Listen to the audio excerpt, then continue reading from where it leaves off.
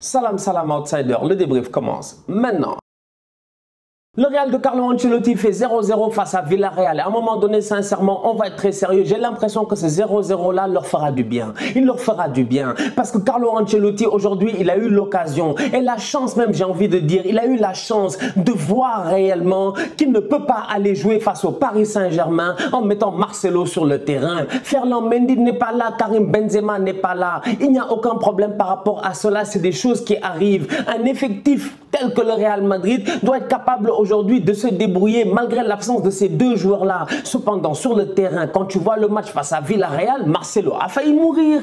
Marcelo a failli mourir. Sincèrement, il a failli mourir. Et Marcelo, je suis d'accord sur le fait que la dernière fois, il s'est géré. Vous avez gagné 1-0, tout ça, on est d'accord. Mais aujourd'hui, Marcelo, pour la première fois, il est tombé face à un vrai ailier. Chukwueze a failli le tuer.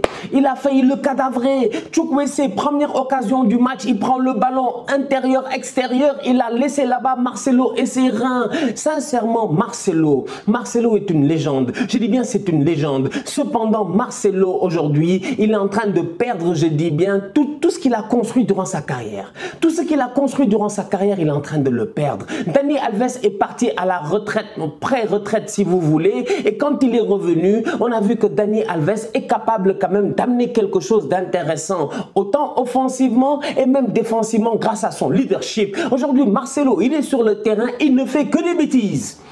Que des bêtises, que des bêtises. Et dire que Marcelo c'est un tocard, ce serait un blasphème aujourd'hui footballistique. On ne peut pas dire que Marcelo c'est un tocard. Cependant, ça fait plusieurs années, depuis le départ de Cristiano Ronaldo, que Marcelo ne se gère pas.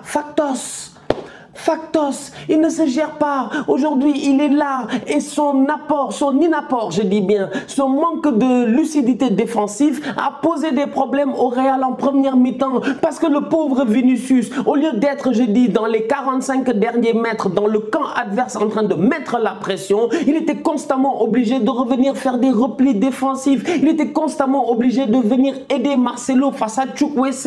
Et Vinicius, son rôle n'est pas de défendre. Il n'est pas de défendre. Et donc du coup c'est la raison pour laquelle je dis que Carlo Ancelotti il a de la chance parce qu'un joueur comme Marcelo c'est un vétéran, quand il y a des gars qui ne sont pas là et qu'un coach comme Carlo Ancelotti tranquillement posé dans son bureau en préparation du match, il appelle Marcelo et qu'il le voit, je dis, à l'entraînement, parce que l'entraînement c'est différent du match, quand il l'appelle dans son bureau et qu'il lui dit est-ce que tu te sens prêt à jouer face à Villarreal, Marcelo étant un compétiteur, c'est sûr et certain qu'il te dira oui je peux jouer face à Villarreal. Ce même Marcelo-là est capable de venir dire oui, je suis capable de jouer face au Paris Saint-Germain, alors que c'est faux. Alors que c'est faux. Le PSG a gagné hier 1-0 face à Rennes. Ils ont galéré. Mais c'est Mbappé, il n'y a pas de problème. C'est eux qui portent le Paris Saint-Germain en ce moment. Moi, ce qui me fait peur, et je me mets déjà anticipé, c'est de me dire que Marcelo ne peut pas jouer ce match-là. Il ne peut pas jouer cette semaine en Ligue des Champions. Par pitié, s'il te plaît, passe à 3 derrière. Si tu ne veux pas passer à 3 derrière, mets David Alaba en tant que latéral. Si tu ne veux pas mettre David Alaba en tant que latéral, fais jouer Nacho en tant que latéral. Fais jouer n'importe quel autre joueur qui défensivement ne fera pas les bêtises de Marcelo. Dégage le ballon, il a failli marquer contre son camp. Heureusement que Thibaut Courtois était là, je dis bien, pour se gérer. Marcelo aujourd'hui dégage le ballon, il remet le ballon dans l'axe à Casemiro. Heureusement qu'il y avait faute, mais j'ai failli devenir fou.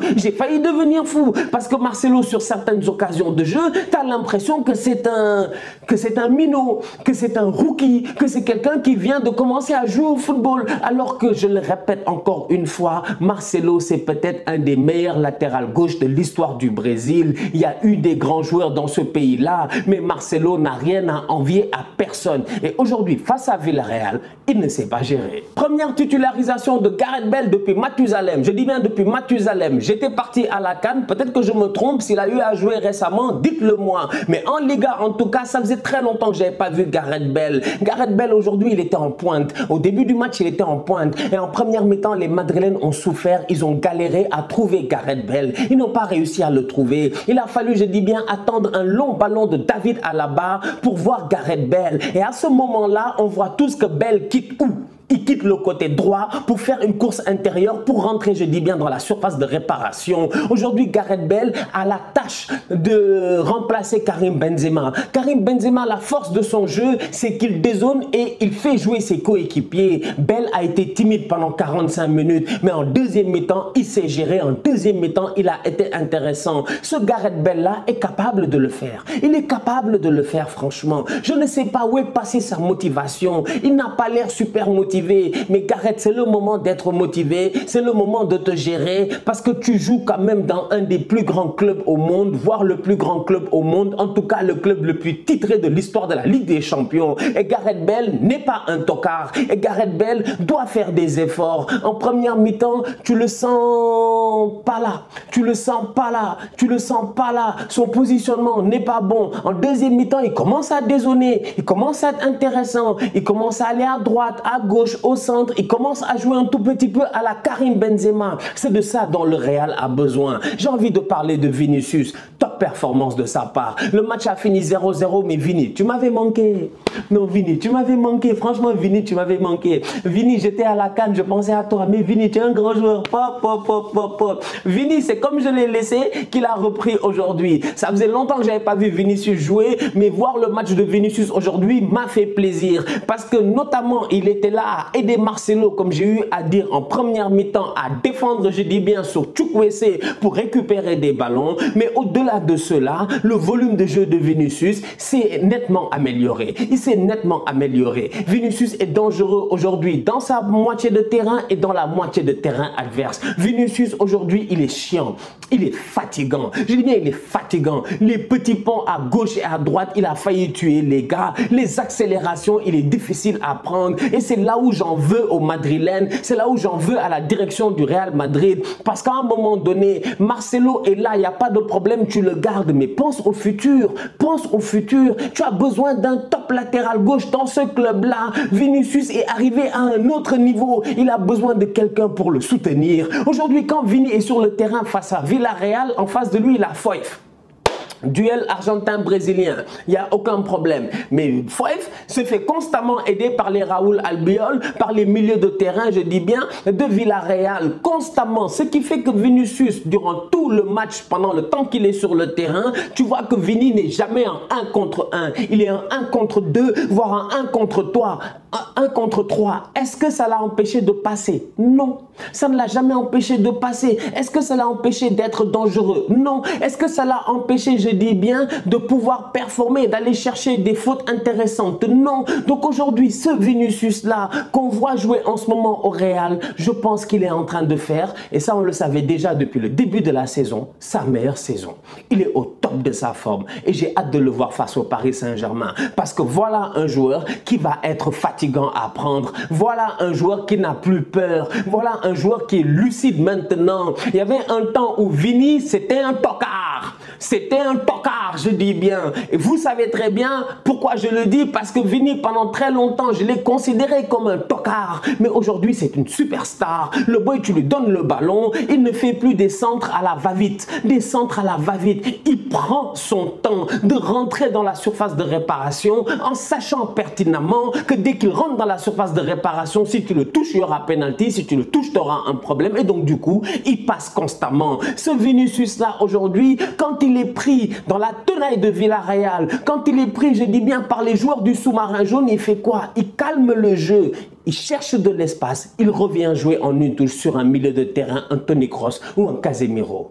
Bravo à lui et j'ai hâte de le revoir jouer. Marco Asensio aura joué 73 minutes aujourd'hui sur le terrain, mais Asensio doit se gérer. Asensio doit se gérer. Marco, t'es où? Marco, t'es où? J'arrête pas de le répéter. Asensio doit se gérer. Asensio doit apprendre à essayer de coller la ligne. En première mi-temps, Gareth Bale est en pointe. Vini est sur son côté gauche, il n'y a pas de problème. Le problème, il est simple, c'est que sur le côté droit, il n'y a presque personne. Quand Carvajal y monte, il n'a pas de soutien. Asensio, il est où? Il cherche l'axe. Il cherche l'axe. C'est là où j'ai envie de dire à Ancelotti que tactiquement parlant, ce match face à Villarreal lui aura permis de faire d'apprendre quelques enseignements.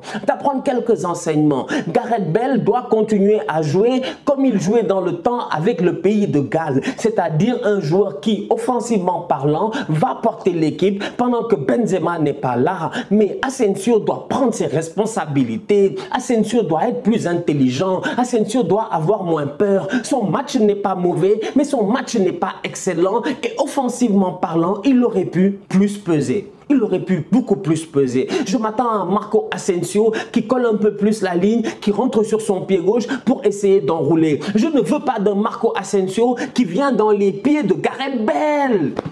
Tu vas voir, Vini est sur le côté, Bale est là et après Asensio est là. Mais tu fais quoi là? Tu fais quoi là? Franchement, tu fais quoi là? Tu fais quoi là en tant que tel? Asensio doit avoir, je dis, un apport offensif beaucoup plus intéressant. Aujourd'hui, il n'a pas fait un mauvais match, encore une fois. Mais il peut mieux faire. Marco, t'es où? Ça fait longtemps que je te cherche et j'espère te retrouver. Modric et Eden Hazard étaient sur le banc. Eden Hazard est rentré.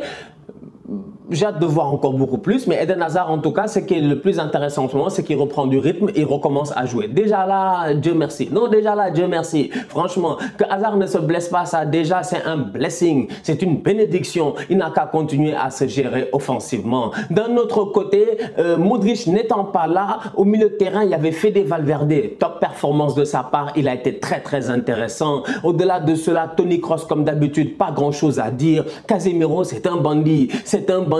Il est là à faire des tacles à gauche et à droite. Il ne prend qu'un carton jaune. C'est la fois où il a essayé de tenir Moreno. On va parler de Moreno. C'est le Moreno de Liverpool. C'est le Moreno de Liverpool. C'est le Moreno quand même. Je dis, les gars qui connaissent la première ligue, les gars qui ont eu l'occasion de voir Moreno, je dis bien en première ligue, ils savent très bien que Moreno n'est pas très fort. Et pourtant aujourd'hui, Moreno, il a sorti une très belle performance. C'était peut-être un des joueurs les plus intéressants quand même de Villarreal sur le terrain. Moreno, il porte le ballon. Il n'a pas peur, hyper fort. Il essaie de trouver Estupiñán sur des belles passes en profondeur. J'ai été ébahi par son match. C'était inexplicable. Face au Paris Saint-Germain qui sera à domicile, face au Paris Saint-Germain qui a maintenant dans ses rangs le joueur qui a le plus fatigué le Real Madrid lors de ces 10 dernières années, Léo Messi. Eh ben, il va falloir quand même que les Madrilènes, ils step up. Il va falloir, je dis bien, qu'ils haussent le niveau. Et en haussant le niveau, il va falloir qu'ils soient un peu plus compacts. Ce n'est pas normal aujourd'hui que les boys de Villarreal, les Danjuma, tout ça, ils trouvent des espaces que toi-même tu comprends pas. Ce n'est pas normal aujourd'hui que le Real Madrid ait autant souffert, que le Real Madrid ait été autant déséquilibré défensivement, malgré la très belle performance de David Alaba encore une fois et l'excellente performance de Eder Militao. Je dis excellent et je pèse mes mots parce que Eder Militao, on ne s'attendait pas à cela. On ne s'attendait pas à cela. Mais depuis le début de la saison, c'est un leader défensif. Carvajal était là et Carvajal lui aussi, il s'est géré. Petit à petit, cette équipe du Real là, je pense en tout cas en Ligue des Champions, vous-même vous savez, c'est leur compétition. Ils vont monter en puissance. Ils risquent d'être très intéressants. Jovic, frérot, claque le but. Mais claque le but, mais claque le but, mais il a soulevé le ballon, je me suis dit, on était tous là comme ça, on s'est dit ça va rentrer, ça va pas rentrer, pas, ça frappe la barre transversale, ça n'enlève en rien sur la top performance, je dis bien, de Rulli. Ah ouais, franchement, Rulli, le gardien argentin, en ce moment, si je ne me trompe pas, il est numéro 2 en Argentine derrière Emiliano Martinez, mais Rulli a sorti une performance extraordinaire, surtout en deuxième mi-temps, parce qu'en première mi-temps, c'est Villarreal qui met la pression, c'est Villarreal qui essaie d'aller chercher le but, mais il n'arrive pas à trouver le but, tout simplement parce qu'il y a toujours un pied madrilène qui est là, ou le poteau qui est là, ou Thibaut Courtois, le gardien de la forteresse d'Abobo, qui est là. Si c'est pas David Alaba qui tacle ou Militao qui tacle le poteau, ou Courtois va sortir le ballon. D'un autre côté, Gareth Bale en deuxième mi-temps, il devient intéressant. Belle frappe. Claquette de Rulli, barre transversale, il a une occasion, il a le pied droit, frappe pied droit, mais comme Gareth Bale, lui, il est trop gaucher, et comme Gareth Bale, lui, dans sa tête, il est en mode Robben, il a forcé avec le pied gauche, il a mis un pointu, Rulli a réussi à faire l'arrêt. En fin de match, les Madrilènes peuvent claquer un but, Rulli est battu, qui est là? Serge Aurier. Donc on va être très sérieux, sincèrement, j'ai envie de lever mon chapeau à Rulli, homme du match aujourd'hui, dans ce match Villarreal Real Madrid, il a été excellent. La famille, on se capte très bientôt pour un nouveau débrief. D'ici là, on continue à liker, on continue à partager, on s'abonne, on s'abonne, on s'abonne. On est ensemble, on reste en santé. Tous outsiders.